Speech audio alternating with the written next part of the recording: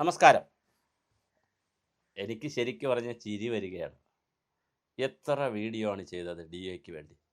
എന്തായാലും 10% കിട്ടി. നേരത്തെ 13% കിട്ടിയല്ലോ. പിന്നെ DRും കിട്ടി. അതുകൊണ്ട് സന്തോഷമുണ്ട്. കിട്ടി മീൻസ് തരും. ഇനി അരിയറാണ് തരാനുള്ളത്. ബാക്കി പഞ്ചാര തന്നു. ഇനി അരി മാത്രമേ ഉള്ളൂ. അപ്പോൾ അരിയർ തരുന്നതുമായി ബന്ധപ്പെടുത്തി കോടതിയിൽ കേരളത്തിൽ കോടതിയിൽ നേരത്തെ കേസ് കിടക്കുകയാണ്. കേരള യൂണിവേഴ്സിറ്റി എംപ്ലോയീസ് ഫെഡറേഷൻ്റെ ഓർഗനൈസേഷൻ്റെ അതേ ഫെഡറേഷൻ സംതിങ് ലൈക്ക് ദാറ്റ് ഒരു കേസ് കിടക്കുകയാണ് ഹൈക്കോടതിയിൽ. മഹേഷ് എൽ മഹേഷ് മറ്റോ കൊടുത്തിട്ടുള്ളൊരു കേസ് കിടക്കുകയാണ്. ആ കേസിൽ കോടതി ജഡ്ജി കഴിഞ്ഞ ദിവസം ഇന്നലെ വിധി പ്രഖ്യാപിച്ചിട്ടുണ്ട്. ഫൈനൽ വിധിയല്ല, അടുത്ത ആഴ്ചത്തേക്ക് മാറ്റി വെച്ചിരിക്കുകയാണ്. അപ്പോൾ തീർച്ചയായിട്ടും കോടതിയിൽ ഇനി എന്താണ് കളിയെന്ന് നമുക്കറിയത്തില്ല. കോടതി ഇങ്ങനെ ലാവലിൻ കേസ് പോലെ ഇങ്ങനെ നീട്ടിവെച്ച് ആദ്യം പിന്നെ ഗവൺമെൻറ് സമയം ചോദിച്ചു, ഗവൺമെൻറ് പ്ലീഡർ സമയം ചോദിച്ചു, അതിന് സമയം കൊടുത്തു. പിന്നെ ഇത് കേസ് കൊടുത്തവർക്ക് സമയം ചോദിച്ചു. അങ്ങനെ പഠിച്ച് ഇപ്പോൾ എല്ലാവരും കൂടി പഠിച്ച് അവസാനം കേസ് ഇങ്ങനെ അബ്രപ്റ്റായിട്ട് നീണ്ടു പോവുകയാണ്. എന്തായാലും അടുത്ത ആഴ്ചത്തേക്കാണ് കേസ് ഫയൽ ചെയ്തിരിക്കുന്നത്, ഡേറ്റ് ചെയ്തിരിക്കുന്നത്. അടുത്ത ആഴ്ച ലിസ്റ്റ് ചെയ്ത കേസിൽ ഈ കേസുമുണ്ട്. DA സംബന്ധിച്ച് DA അരിയർ കൊടുക്കുന്നതിനെ സംബന്ധിച്ചാണ്. അപ്പോൾ DA അരിയർ കിട്ടുമോ ഇലക്ഷന് മുമ്പ് എന്നുള്ളതാണ് നമുക്ക് കൗതുകമായിട്ടുള്ളത്.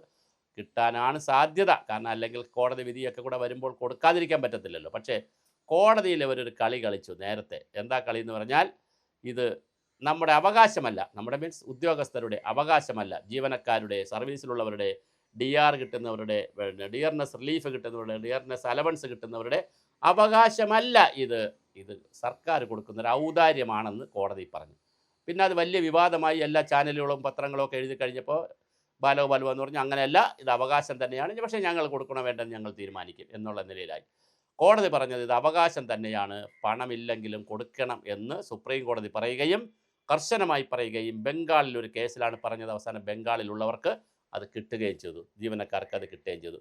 ബംഗാളാണ് ഉള്ള യൂണിയനാണ് ഇത് കൂടെ ശക്തമായി കേസൊക്കെ പറയുന്നത്. ഇവിടുത്തെ പോലെ തക്കട തരികട പരിപാടിയല്ല. അവർ കേസ് പറഞ്ഞാൽ ഭയങ്കര കേസാണ്. അംഗൻവാടി വർക്കേഴ്സ് ആൻഡ് ഹെൽപ്പേഴ്സിന് വേണ്ടി ഗ്രാറ്റുവിറ്റി വേണമെന്ന് പറഞ്ഞ് അവിടെ ഒരു സംഘടന പറഞ്ഞാൽ സുപ്രീം കോടതി അവർ നേടിയെടുത്തു.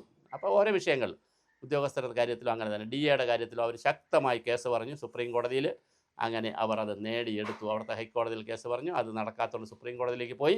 സുപ്രീം കോടതി അവർ വിധി ഉണ്ടാക്കി. സുപ്രീം കോടതി പറഞ്ഞു ദിസ് ഈസ് എ ഫണ്ടമെൻ്റൽ റൈറ്റാണ്, ഒരു കോൺസ്റ്റിറ്റ്യൂഷണൽ റൈറ്റാണ്, DA കൊടുത്തേ പറ്റൂ. നിങ്ങൾ പ്രഖ്യാപിച്ചതാണ്, അല്ലെങ്കിൽ നിങ്ങൾ കൊടുക്കില്ല എന്ന് നയപരമായ അസംബ്ലിയിൽ തീരുമാനമെടുക്കണം. ഒരിക്കലും കൊടുക്കില്ല എന്ന്.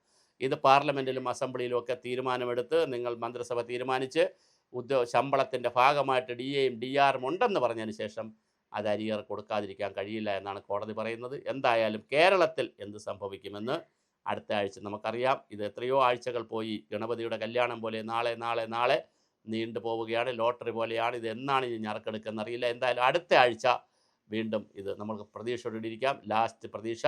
കാരണം ഇലക്ഷൻ വരുന്നത് കൊണ്ട് കോടതി ചിലപ്പോൾ വളരെ പെട്ടെന്ന് തന്നെ ഒരു ഉത്തരവിട്ടേക്കാം. കൊടുക്കാനാണ് ഉത്തരവിടുന്നത്. അങ്ങനെയാണെങ്കിൽ എല്ലാവർക്കും വീണ്ടും കൈ നിറയെ പൈസ കിട്ടും. അത് നടക്കട്ടെ. എന്തായാലും നമ്മൾ DA സംബന്ധിച്ച് വീണ്ടും ചെയ്യേണ്ടി വരുന്നു എന്നുള്ളത് വിധിയുടെ ഒരു വൈപരീത്യവുമാണ്.